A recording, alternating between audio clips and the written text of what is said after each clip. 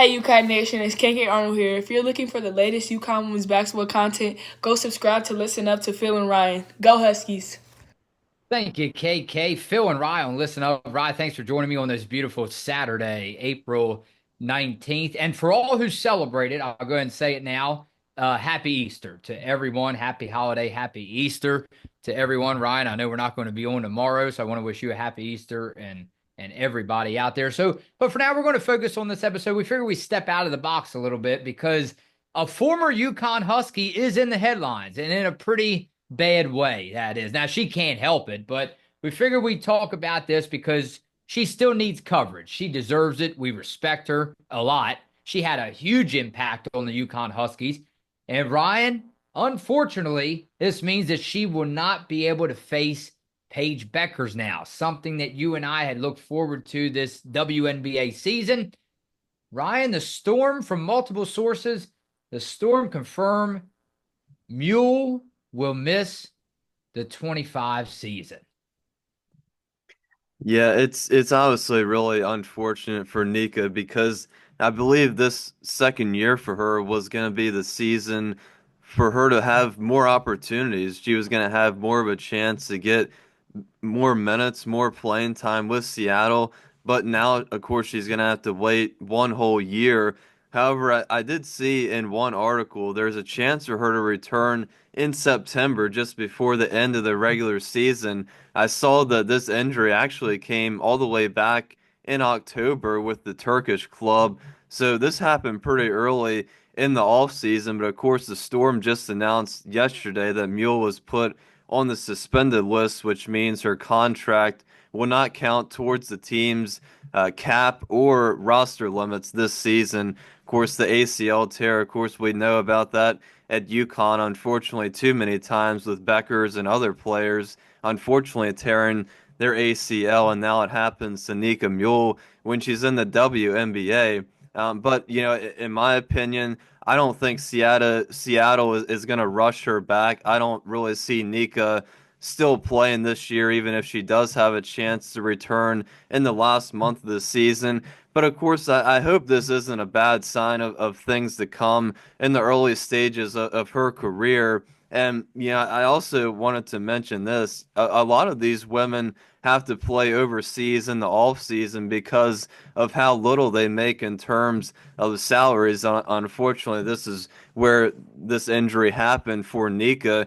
And to me, it's not right with the long WNBA season. They have to travel overseas to make more money and, of course, risk injury. And the highest earning players right now in the WNBA make about 250K.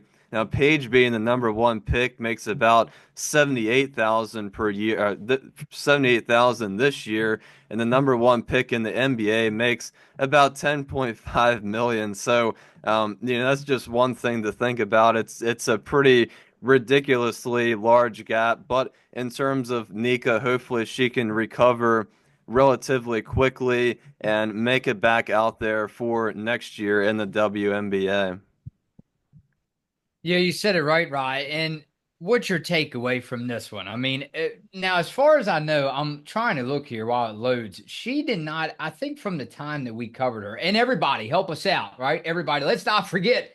Ryan's not the only one I'm talking to here. Like, comment, and subscribe. Ryan, they went crazy with it on the last video, the subscribe count and the actual video. So I know that brings a smile to your face. So, hey, keep it up. Like, comment, and subscribe for these UConn Huskies.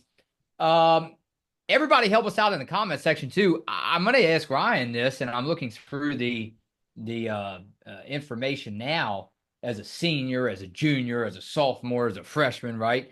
I don't think that she had any injury history. Now, about high school, I'm not sure, but as far as in UConn, I think that she was one of the ones that didn't have that injury bug. Yeah, I believe there was actually one season. I don't remember what season it was. It might have been her sophomore or junior year where she did get injured. I remember, I think I remember her having to be carried off the court, but I don't think she missed that many games. But I think there was one season where she did get injured. I know it wasn't her senior year, but I do believe it was her sophomore or junior season. Okay, all right. So she may have everybody will help us out. I know that because hey, we love our subs. We love everybody that comes through. And I know someone will comment for us and bring it up. I just can't remember her getting injured with UConn, but you might be right. She may have one of her years there. But as a freshman, very consistent player, right? You talk about Nika Muhl, very consistent. She appeared in 23 games as a freshman, appeared in 33 games as a sophomore at UConn. As a junior, she started and played in 36 games, and then, of course, her senior year started all 39. So, Ryan, it just went up and up and up. I think we'll get into comments in a second here. I think if you ask me, this definitely will have an impact, right, on the Seattle Storm. I don't think you can sit here and say it won't. Yeah, I mean, like I said, unfortunately, Nika didn't really get that much playing time last season. I think she played in about 20 games or so. Didn't really see that many minutes. It was kind of towards the end of the game, like the first 5 minutes or the last 5 minutes or so, getting into the game for Seattle. But in my opinion, I definitely would have thought she would have gotten a lot more opportunities this year, and she could have worked on that during the off season and practiced a lot playing overseas. But unfortunately, she wasn't really able to do that for too long because of this injury. So hopefully, when she recovers and during this next off season, she can really work at it and continue to impress in Seattle, and hopefully they give her more opportunities. All right, and again, our thoughts and prayers go out to the 14th overall pick by the Storm in the 24 draft, that is, Nika Muhl. We wish her a very fast recovery, Ryan, and we can't wait to see her back out on the floor in 2026. Let's jump over to Stevie Kinsey. He said, hey, guys, I'm still rewatching the highlights from that championship run. We know what Ryan's watching every night when he goes to bed. It was truly so special looking back at the games. You could tell how much fun they were having and how much love they all have for one another. Obviously, running the competition off the floor helps with that. But this team will forever hold a special place in UConn's history. I can't help but imagine if Paige and Azzi would have been fully healthy their entire 3 years together. Best backcourt in the country, without a doubt. Yeah, I think that's really what did it this season. And we didn't really talk about a lot towards the end there, but you know, kind of throw away all to the side, put to the side that this was a really talented team. They stayed healthy the whole year.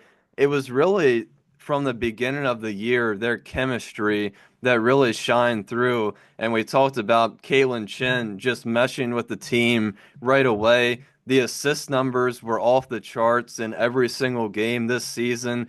It was just like they were connected. They had that chemistry from day one. I'm sure they worked on that the whole off season, and of course we saw it to continue to develop throughout the whole entire year. And I just think at the end there, the beginning of March, they really just put all their heads together and went out there as a team every single game. In the postseason, they played together. The assist numbers, like I said, were off the charts in every single game. And really, I think that's one of the main reasons, and it didn't really get talked about that much, why they were able to prevail and finally win a championship.